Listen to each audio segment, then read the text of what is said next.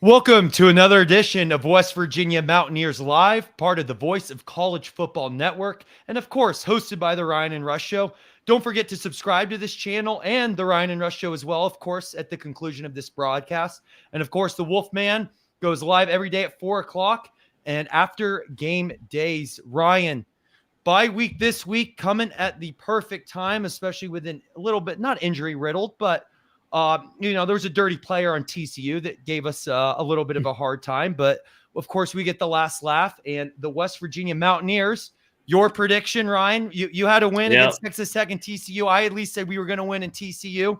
Had us at 3-2. You had them at 4-1. I'm happy to be wrong, Ryan. I'm happy you're right. That's why your name's ahead of mine. Hey, good job, Mountaineers. We're 4-1, baby. Chat. Let's hear from you guys.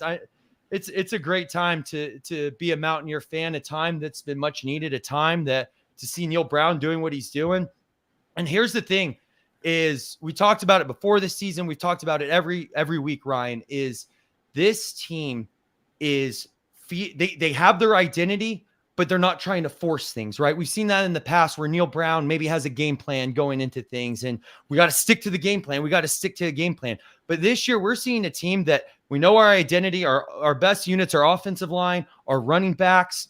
We have two mobile quarterbacks. So what should we do? Run the ball, not force screens, not force stupid passes, just run the ball. And we're seeing it. And we're seeing teams like come and play to our level and try to manhandle us. And it's just not working. We have a defense that's flying around. Hey, and we have, going back to the Neil Brown thing and not forcing things, he's making adjustments. TCU got up to a 7-0 lead. We answered right back. We saw it in the Texas Tech game, right? With what was it? Texas Tech Morton went down and scored, and Nico answered right away. This is a team that's not necessarily freaking out right away or, hey, we're down. We're down. We can't be down. It's no, okay, we're down. Why are we down? Okay, this happened there. This happened there. Let's make these adjustments. And they're making adjustments. They're answering it on offense, and they're not panicking. This is great to see. This is, of course, what we expected from Neil Brown. We've been waiting, 5 years for this? And hey, they say patience is a virtue, and we're seeing it, Ryan. What are your thoughts so far, brother? Great coaching so far. And you mentioned it, the adjustments at halftime. They've given up 10 points in 3 games in the second half. TCU, Texas Tech, and Pitt just completely put the clamps down, shut them out, won the game. The defense was phenomenal once again on Saturday, pitching a shutout at TCU. Off the charts defensive effort. Like you said, the bye comes at a perfect time because we are shorthanded. And we've won these games in different ways. Against Pitt, it was kind of just don't play not to lose because we knew Jerkovich was going to throw us the ball, and he did. Texas Tech, we had to throw it a little more because they really were stacking the box. Nico made some big plays. And then Saturday, the defense wins the game. Garrett makes a couple big plays. And, of course, nobody really realized that Nico was basically unavailable on Saturday. His ankle was injured as well. So it kind of was one of the weirder game plans that we almost had to play our third-string quarterback. But thank God Garrett Green was available because we needed him down the stretch there. And that in an environment like that to get a big road win over last year's national runner-up. And, yes, Mountain Man in the chat. 4-1, baby. Let's go. It's a great night to be a Mountaineer.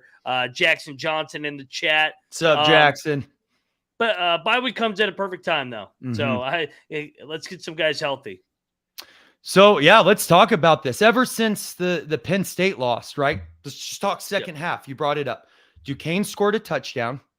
Pitt hasn't scored. Texas Tech scored a touchdown. And then TCU didn't score. In 4 games, they've given up 14 points, and that's only been split between 2 games. These second half adjustments have been incredible. It's been great. And hey, you brought up, we still like to call him good old Jerkovich. It's probably Jerkovic, but hey, it's fun to mess with him. He's not the starter at Pitt anymore. So we're having a lot of fun over there, and the enemies up north, they're 1-4. And hey, I looked at their schedule. I don't know if they're getting a win anytime soon, Ryan. It's good. Dark man. Days for them. Good. Couldn't happen to a nicer bunch. Just no front runners as Pitt fans, right? The good old humble people. But anyway, Ryan, what this team is it's we haven't seen hope like this in Morgantown in a while. Hell, it might be even since before the pandemic, after that Baylor basketball game where we were feeling like going in the tournament.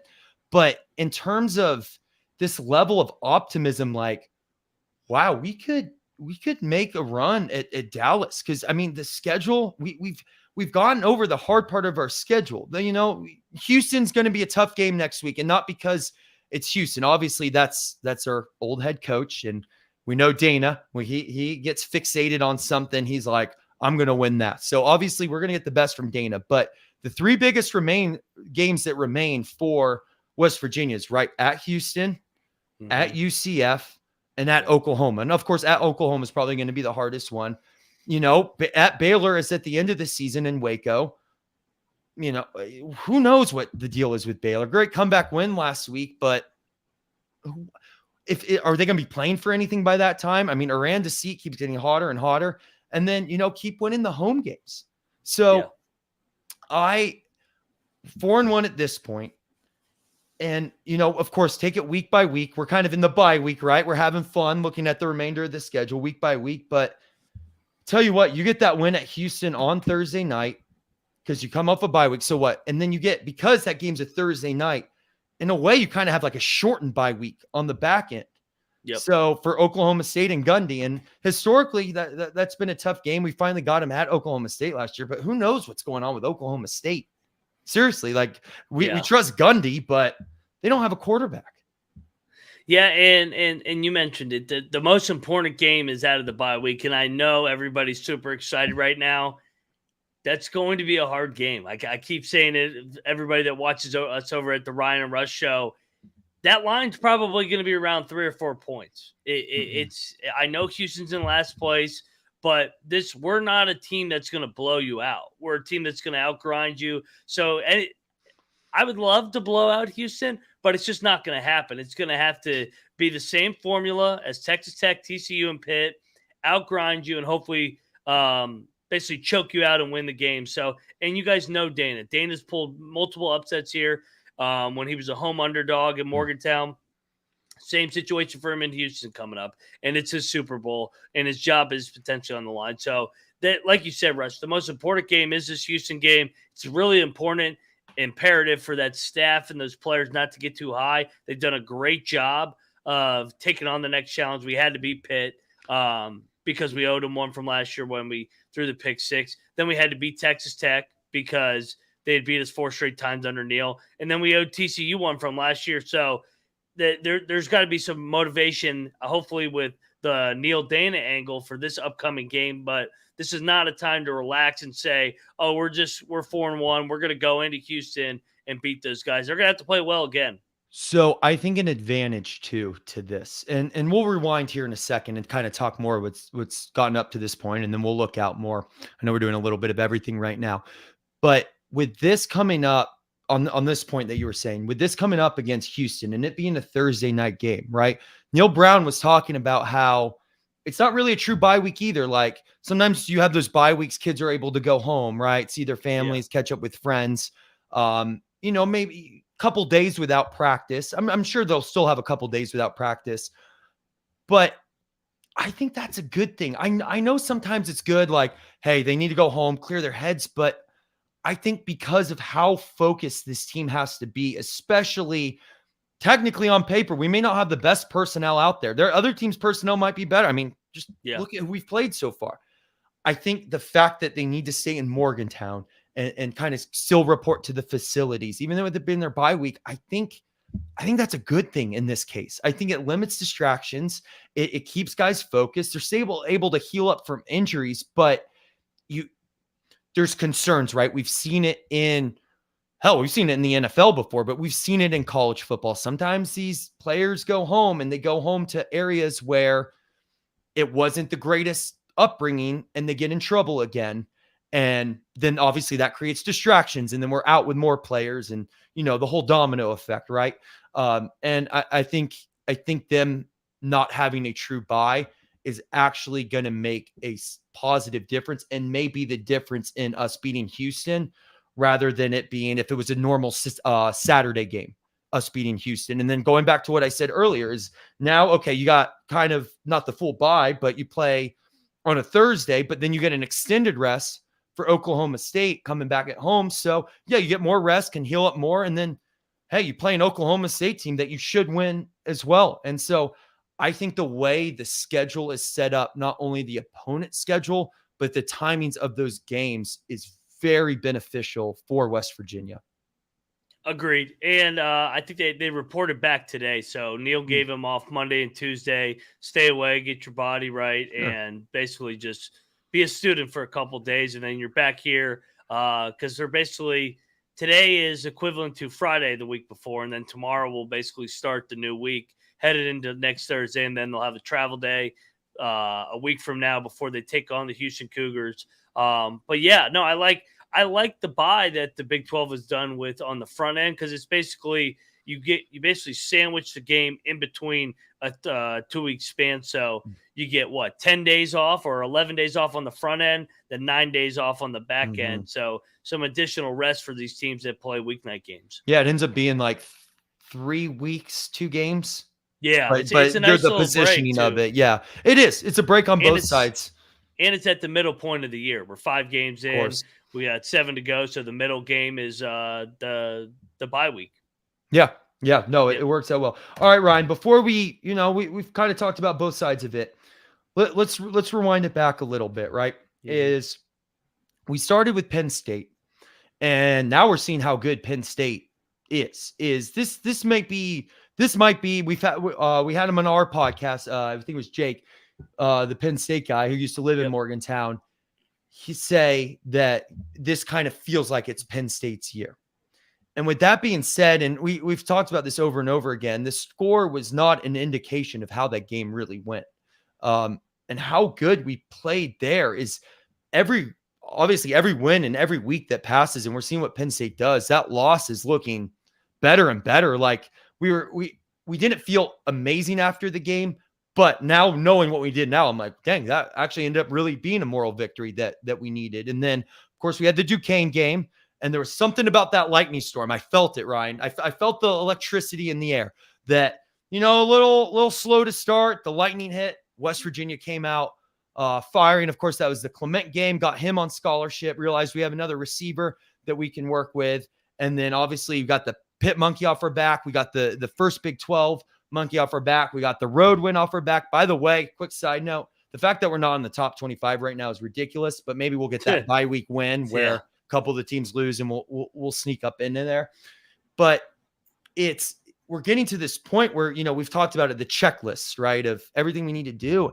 And it's happening. And it's the resiliency of this team to just not be so, I'm going to even say emotional. And I don't even know if that's the right term, but that they're not going from the in game into the out of game stuff is they're not letting, okay, they scored on us, let's go back out and score again. They're reacting very well and not getting seized by the moment, where we've said before with Neil Brown, hey, like just feel the moment. You don't have to always stick to the game plan. Going back to the whole Pitt 4th and an inch, feel it. What's going on in this game? And I think he's really done that. And it's been this kind of trickle down effect where the players are doing it as well. Now, kind of going back to this TCU game here, is TCU was playing dirty. This was at TCU. This was a game that, you're playing not only TCU, but they're in a situation where they're in the national runner-ups. I mean, this is a game where you can feel small in the moment, where you can shrink. And another unit of the field too, I want to bring up. Obviously, we talked about the defense flying around, offense, doing what they need to do, feeding into their talents and getting points that way.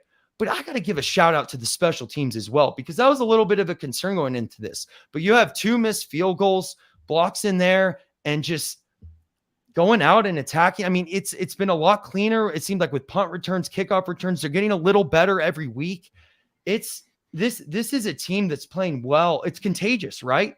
They're playing well all the way around. And that's really what just sticks out to me the most is, hey, you look on paper, right? We may not have from top to bottom the best individuals on the team. but we got a cohesive team that works together. We don't have the best people, but we have the right people. And that's what you need.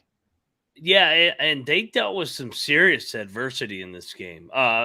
First off, TCU scores right off the bat, and it's like, oh man, is it going to be one of them nights where they're just going to run away from us? But obviously, it was not going to be. But I mean, you mentioned it. Lathan goes down. You know he's out for the year. That's hard. That's hard sometimes. Teams don't react well when they lose one of their brothers that go down, and you know they're out for the year. You see them crying. Aubrey Burks, I mean, that was a scary injury as well. Multiple offensive linemen poked in the eye. I mean, multiple guys on the left side banged up. Milam and Remax. So hopefully we get them back ASAP. But yeah, I mean, there was adversity, injury after injury. And then for them to hold the leading rusher in the Big 12, Amani Bailey, who was averaging like 200 yards a game to 50 yards for the game, 2.9 yards a carry. That's phenomenal. Mm-hmm.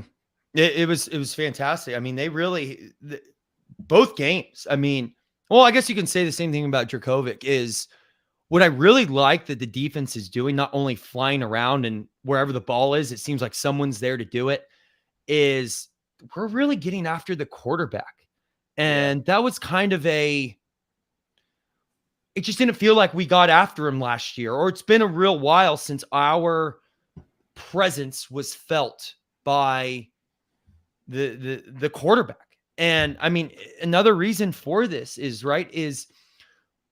talking about the right people. Is it seems like every game it's like, okay, it's your turn to step up. Okay, it's your turn to step up. It's everyone's kind of knows. It's like, and it's also hey, who's playing well, who's not playing well, who's feeling it, who's not feeling it. Mm-hmm. And they're just feeding into that. So it's great to see, especially this win over TCU, because I mean, historically we've done well against them. We've done well in Fort Worth. That game last year, after that game last year, I know how you felt about it, Ryan, but I definitely was like, Neil Brown, you got to get out of your own way. Like, we could have been the team to keep them from going to the national championship. Now, I'm glad the Big 12 was represented in the national championship, but I want to be their one loss, not Kansas State, right? So no doubt. It's just good. It's good to see that they're living up to the moment, and the moment's not taking them, I guess, from a psychology standpoint. And I'm really impressed by, I mean, I'll say it, every unit of this team. Of course, we know the units that are best: offensive line, the running backs, I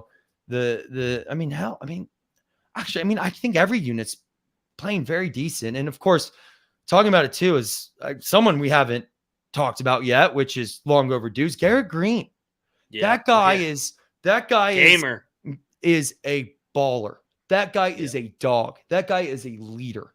That guy is just, when he is just yelling at the faces of like 3 or 4 like defensive linemen, just being like, I'll go with any one of you now. It's like, dang, it really is true what they say. It's what is it? It's not the size of the dog, it's the fight in the dog. Or, I'm sure I'm messing that up right now. But man, and I think what was great about that situation, because a concern of ours, something we talked about last week, Ryan, is with Nico just being kind of younger and inexperienced. And, we found out kind of the injury stuff a little later, is great job here at home. Stepped up against Pitt, stepped up against Texas Tech, did his job. But sometimes when those younger, inexperienced quarterbacks go on the road, they can shrink in that moment. So I think this was a great game to have Garrett Green back for. And I'm glad he came back for it. I'm glad they didn't wait till the post bye to bring him back. And it showed. I just 14th in the Big 12, 14th best coach, 14th best quarterback. All right. I guess 14 is our lucky number, because that guy is not the worst quarterback in the Big 12. Not even close. He was the best player on the field. I mean, he had almost 100 yards on the ground with the bum ankle. I mean, the guy's unbelievable. He makes plays happen. I felt as soon as I watched him the first snap, I think I said to you, I said, he's ready to go, man. I'm confident that we're going to find a way to get this thing done, because we got him under center. This bye week's going to be huge for him. And he has so much composure, and he just makes every competitive play. CJ Donaldson didn't have a good game either again, which Yeah. kind of go. He's I think he's I a don't know little if banged up.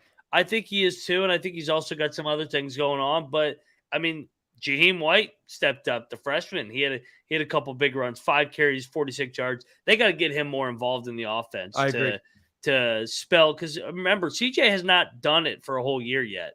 He broke his leg around at the end of this month at this point last year. Yeah. So I think it was a TCU game. So they got to get some other guys involved to take a little bit of the workload off him. But I think Donaldson will finish strong. I just think this team's going to keep getting better and better because of their ability to control the line of scrimmage and run the football. TCU's good, man. I know they lost a bunch of pieces, but they had been absolutely rolling since that Colorado game, and they've been running the ball down everybody's throat, and they couldn't get anything going in the second half against the Mountaineers. No, going back to the whole second half adjustment. I mean, Sonny Dykes, obviously, that's a great coach. No Fantastic doubt. coach. And Neil Brown outcoached him. We Yeah. saw it. That not only was our player, like, he was outcoached by Neil Brown. So, hey, good for Neil Brown. Like we said, we had our concerns about it. I mean, it wasn't just us. The whole fan base had concerns with Neil Brown, but thank you for proving us wrong. That's what we want. Because at the end of the day, what do we want? We want West Virginia to win. And we want them to win, and we want them to do well, and we want to be that team that we saw in the Don Nealon days, the Rich Rod, the team we know that we're capable of being.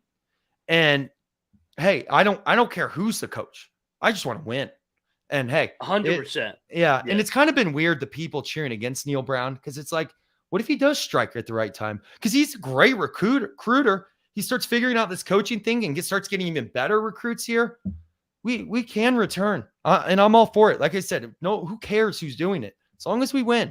So it's interesting. So hey, anyone out there watching live right now, we'd love it to see in the chat what you're most surprised about. I guess it could be good or bad, but hey, it's been really good lately. So post it up there. But Ryan, let's start talking about kind of a little bit of the schedule here, and then we can whip around the Big 12 a little bit. And obviously it's a bye week, so we got to start scouting the opponent, scouting the rest of the Big 12. We do have a Red River coming up this week. We talked about it. So obviously we have the half bye, and we got Houston next week, and then another half bye, Oklahoma State. And then, it gets a little tricky. We're at UCF, then BYU. What is it? Then it's at Oklahoma, Cincinnati. Yep. And then at Baylor. So it's one back to back, like every other one. Yeah. So it's easy to remember. Yeah. So with those opponents remaining, I guess we love doing floor to ceilings, right? Yeah. What's and of course realistic. I mean, obviously the floor could be 0, we'll do 2 versions of it. What is your devil's advocate version, the kind of devil on your shoulder telling you, and then what's your like angel on your shoulder telling you? So what? 3 home games left. And 3 home games you're going to be favored in. So 3, Oklahoma State, BYU, Cincinnati, those are all games you should win at home with what we've seen. Let's say we drop one of those. A bad game, maybe Gundy gets us. We'll say that. Or something weird happens against BYU. So one of those home games, we're talking, this is worst case scenario. Yeah. And then let's say you only win 1 road game. Okay. So that would get us to what? So I think worst case 7-5. 7-5 with it would be, because you said 2-1 and 1-2. So that'd be 3-3. And we have 1 loss. Wouldn't that be 8-4? No, we're 4-1. Why can't I do basic math right now? We have 4 road games left. We have Houston. 4. That's right. We're already past Houston. We're talking worst case. We lose to Houston, and then we only win 1 more road game. So 2-2 on the road. So that puts us at 7-5, and that would put us out of Big 12 because so best case scenario, 10-2. I think. I don't think we're gonna run the table. Like that's hard. That's hard. Like we've had some really, really good teams. I mean, you think about Pat White, Steve Sladen, they never ran the table. Like, so you're saying 10-2. So that's only 1 Big 12 loss. Yes, as the best case. Best case. So that's your range. Yeah. So okay. Wow, 10 that would. Well, yeah, we'll definitely be in. If we only have 1 loss, we're going to the Big 12 champion. Well, I think if we have 2 losses. So I'm a little more conservative. But I think all situations, I definitely think the ceiling is the Big 12 championship. My guess is we go on the road, right? So we have 4 home games left. We have 3 home games left. Excuse me, 4 away games left and 3 home games. So we'll do 3-1 on the road. Ooh, that's gonna be tough. Yeah. Yeah. This is your best case. It's 10-2. Yeah, best in case. So 3-1, and then you go, I'll say 2-1. I think there's 2 losses in there. I do. I'll say 2-1 at home. Go undefeated at home, that'd be great. So either have to go 3-0 at home, or and it gives you flexibility to go 2-2 on the road. I'm telling you. So I guess what we're both saying that either one Big 12 loss, win the home games, split the road games. I like that. That's what I think will happen. So I think 9-3 is going to happen. And that's Big 12 championship. You can't tell me a 2-loss team isn't going to the Big 12 championship. The only way it doesn't happen is if Texas somehow gets away from everybody and we lose at Oklahoma and they have 2 losses and we have 2 losses and they win the tiebreaker. That's the only way it would not get in. Yeah. I mean, somebody's got to lose the Texas-Oklahoma game on Saturday too. Exactly. So there's already 1 loss right there. Yes. Yeah. So I'm saying this is what I think it comes down to, right? I guess we both kind of been saying this is I think if you have 2 losses in the Big 12, you're most likely in. Yes. And I 90%, I think the second place team or the 2 seed is going to have 3 loss. I think it's going to come down to a 3-loss tiebreaker. I agree. I really do. I could see them being the 1 seed. I'm not going to lie. With the way that the schedules shake and how much harder Texas and Oklahoma's schedules are. I know we're getting a little bit ahead of ourselves, but that's what you do on the bye week. Yeah. Bye week, we fantasize. We have fun. Yeah. I think if you're looking at the schedules, it's going to be hard for Oklahoma and Texas to run through this thing. They're going to get everybody's best shot in the final year in the Big 12. They have to both play each other, so somebody's going to lose. They both got to play Kansas State. Oklahoma's got to play us. Texas has also got to play in Houston. They got to play at Iowa State, at TCU. I mean, places that they have not had success recently. And then Oklahoma's got to go to BYU too.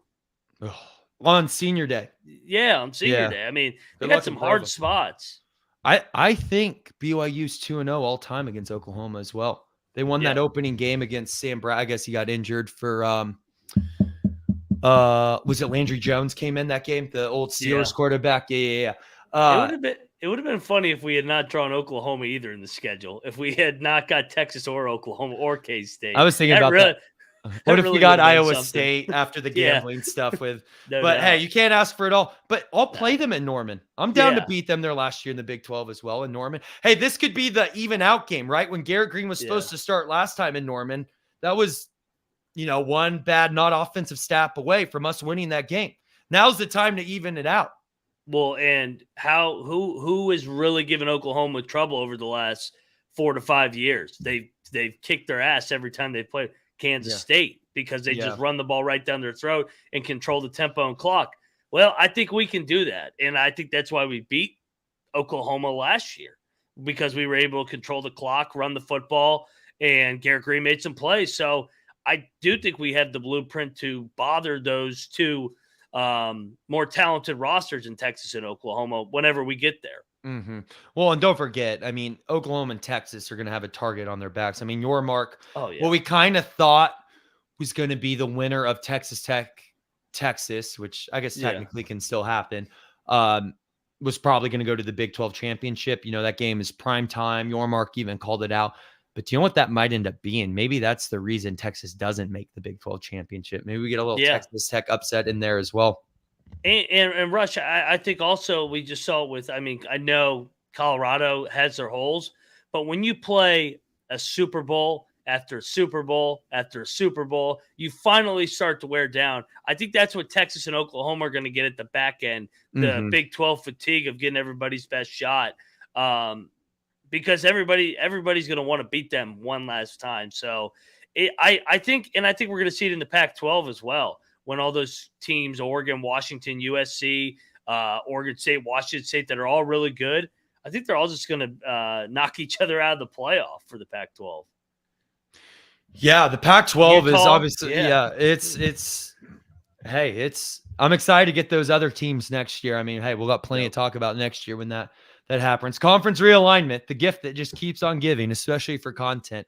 But we'll stick with this year, and we'll stick with this conference, Ryan, kind of do around the Big 12. I know we did a little bit of the Big 12 show earlier on the Ryan and Rush show. Of course, go check that out, and don't forget to subscribe to the Ryan and Rush show. We kind of tiered it out, but we can rank them a little bit. What teams, I guess we'll kind of do the basement, the middle floor, the top floor, right? Basement teams. I think we're in agreement, right? It's Houston and Cincinnati. Yeah, but and we talked about today on our show, the Ryan and Rush show, those teams have talented quarterbacks and experienced coaches that can pick you off for a game. So if you're sleepwalking, they can get you and be a thorn in your side. I guess Emory Jones is a talented quarterback, but I would also say he can be a thorn in his own side. Yeah. It's amazing the yards Cincinnati's putting up. I mean, know. It's incredible. Like they lost by 4. Was it 20-6 against Oklahoma? If they had a somewhat competent quarterback, I mean, they've already won that game. They had over 500 yards against Miami of Ohio, somehow lost that game. They had like 400 yards against Oklahoma, only had 6 points. And they probably should have beat YU if he just doesn't throw a pick 6.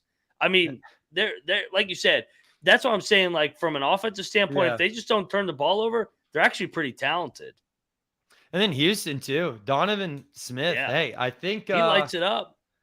Hey, Texas Tech was good last year. They might be missing him a little bit too. So, we got to watch for him coming up. So, kind of the what do we think? Kind of that middle floor, Iowa State, because you never know. Even with the whole gambling stuff, I mean, Matt Campbell's still Matt Campbell, and those guys are playing for him. I thought there were concerns out there that they would just kind of lay down this year, and they're clearly not doing that.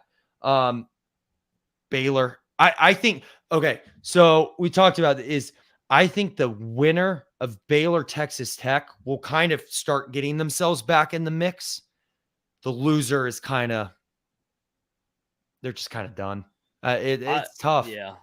Yeah. No, I mean, it's going to be hard when you get 2 losses by the first weekend in October. We're talking about 2 losses get you in. Well, if you have 2 losses in October, that means you got to run the table the rest of the way. So, yeah, it's kind of an elimination game in a way this weekend. Well, plus both of them have 2 non-con losses, especially Baylor's to Texas State. I mean, that's tough. That's the one that And the ironic thing is they should have beat Utah with their backup quarterback, and Texas Tech should have beat Oregon. So, that's what's crazy about these 2 teams is they've been mirror images of one another, underperforming, but they really should have.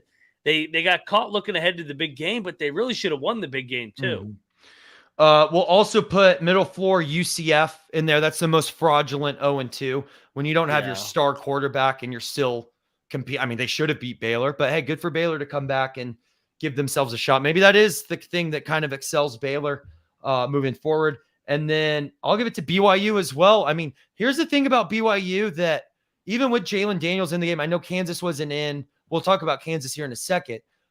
But they were at Kansas. Jalen Daniels was the quarterback.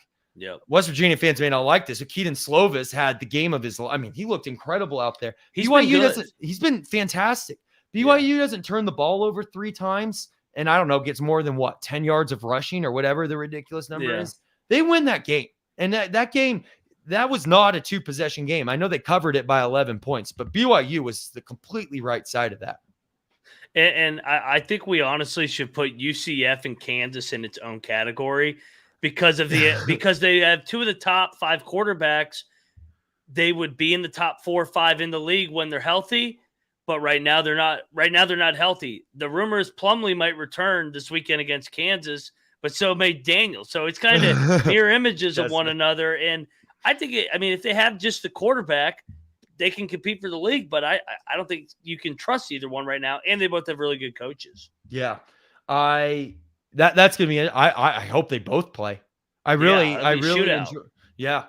enjoy, man, Plumlee. That's a great quarterback. I mean, obviously he's really good too, but like, I remember watching, I mean, what was it? The first Thursday night game to start this season against Kent State. And I know it's Kent State, but man, what he was doing, I'm like, wow, this guy You is saw it at legit. Boise before he got hurt. Yeah. I mean, he found that's a hard place to win at, and they were able to go up there and beat the Broncos. That was a big win, and then he got hurt. So from two teams that need just their quarterback to be healthy and they'll take off, to a team that needs a quarterback to step up, Oklahoma State.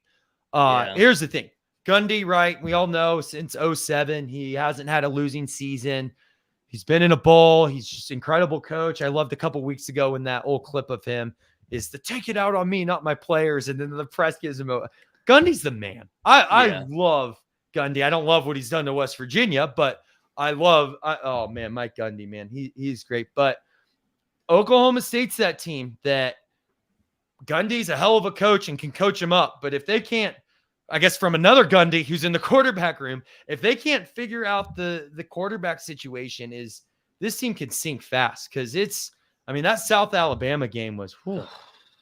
We're going to know Friday night what's going to happen to Oklahoma State the rest of the year, because they had a bye. Yeah. They looked better.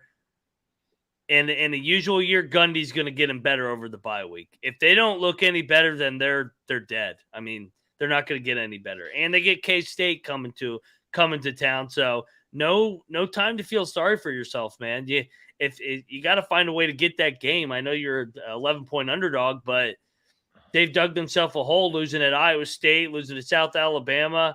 That Gundy streak is in jeopardy if they don't show life on Friday. So listen to this, Ryan, too. Obviously, they have Kansas State Friday night.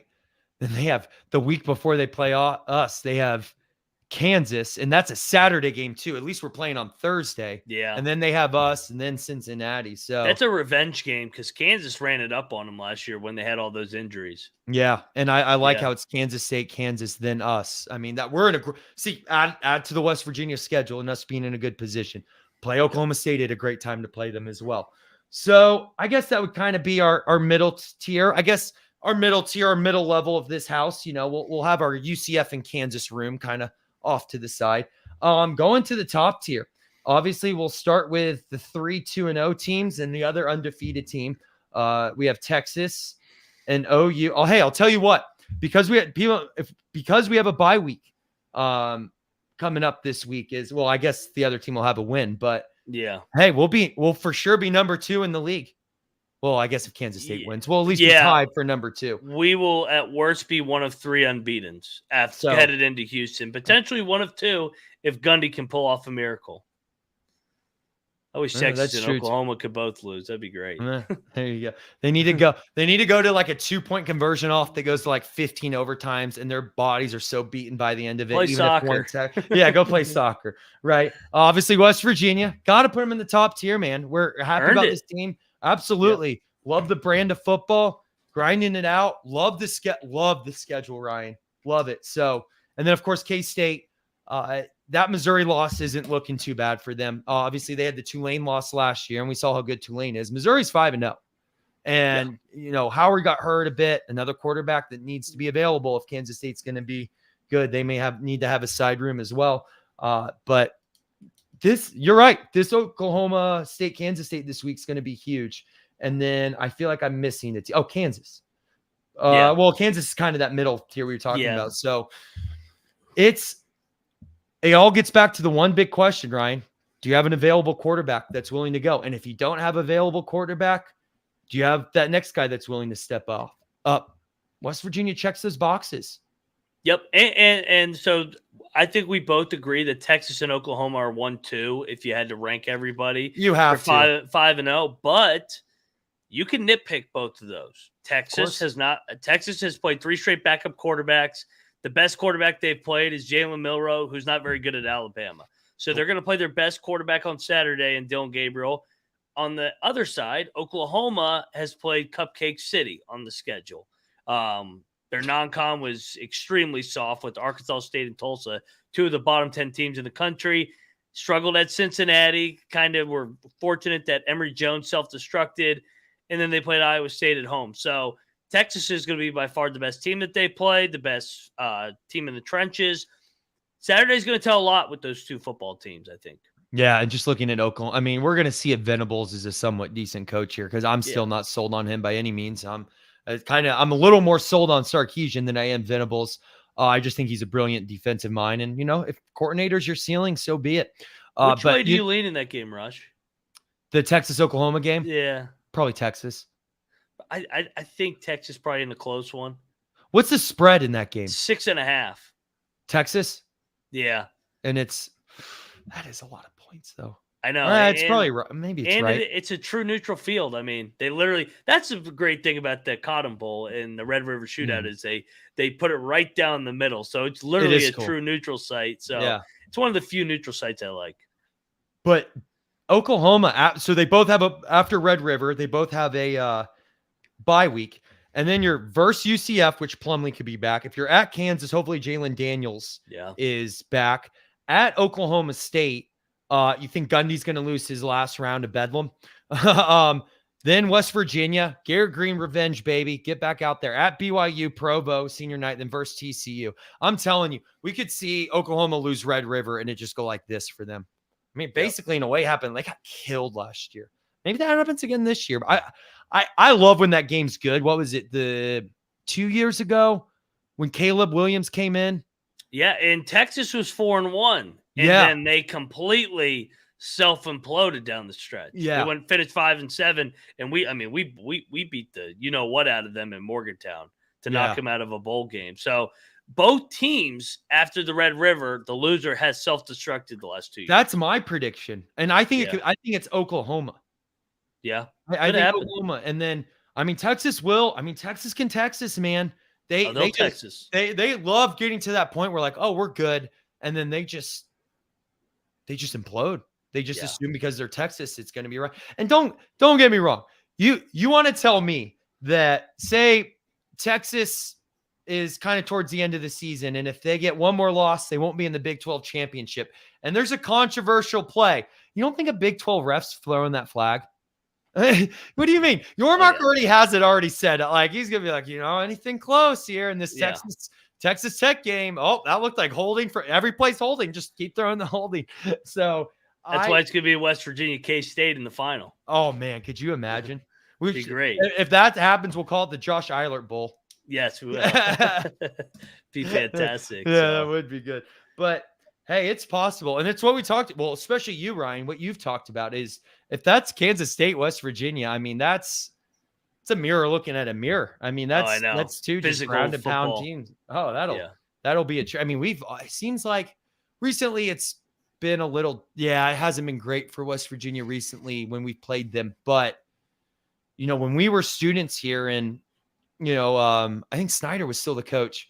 Snyder owned us at the front end of the series, and then we finally got going at the end. And then we kind of strung them out for a bit. Yeah. We had a couple in a row where it was like it always seemed. Actually, we were talking about Red River, right? How usually the loser of that seems to go down and up. It kind of felt the same way. I could be wrong, but at least it felt the same way as it did when we played Kansas State. No, I agree. And Texas Tech. Every year we've won the Texas Tech game, which we already did. We've won 8+ games. So when we lose it, it's usually 5 or less. So we're getting 8+ this year just based off of the Texas Tech game. 8+, baby. I love it. 8-4. I love it. Make us eat crow, Ryan. Hey, I said 6. You said 7. Well, good. We're wrong. I love it. I want to be wrong. Let's go 8. Let's go 9. Let's go 10. I'd be disappointed with 8 at this point, because that means you go 500 basically. I'm getting greedy. We got to get 9 at least. Let's get greedy. A little bye week fun. But anyway, Ryan, and the rest of the audience on our show, the Ryan and Rush show tomorrow, we will be doing kind of since it's a short week, right? We got to kind of start our Houston content. We'll do a nice little Neil Brown versus Dana Holgerson, kind of our former coach versus our current coach, and just kind of go over their histories, have a little fun there. And then, of course, as well, we will be, I think it starts at 6:30 tomorrow, Ryan, till 8:30. I think it's about 2 hours. We will be on the main channel with Mark, kind of discussing Neil Brown and all he's done for coaching. There'll be other people from West Virginia media in there as well. So we'll be kind of bouncing around, having a good round table discussion there. So, of course, check that out on the main channel. And deservingly so that Neil Brown deserves a tribute episode for everything he's done this season. But of course, has to continue. Can't rest on your laurels. But everyone, enjoy your bye week, as they like to say, a little apple picking weekend. If you got some family events, good time to go get them done because, hey, Thursday will come around quickly, especially on a short week. But, hey, we're here every step of the way. Again, don't forget, Wednesday nights, 8 o'clock, the Ryan and Rush Show takes care of the West Virginia Live, part of the College Football Network. But don't forget to also check out the Wolfman, 4 p.m. every day, and then he does the post games as well. Same thing here. Give, of course, a subscription. You subscribe to this channel and subscribe to the Ryan and Rush channel as well. We love you all. Enjoy your bye week. Thank you again for joining us. Love when the comments get going, and we'll see you all soon. Let's go Mountaineers. See you guys.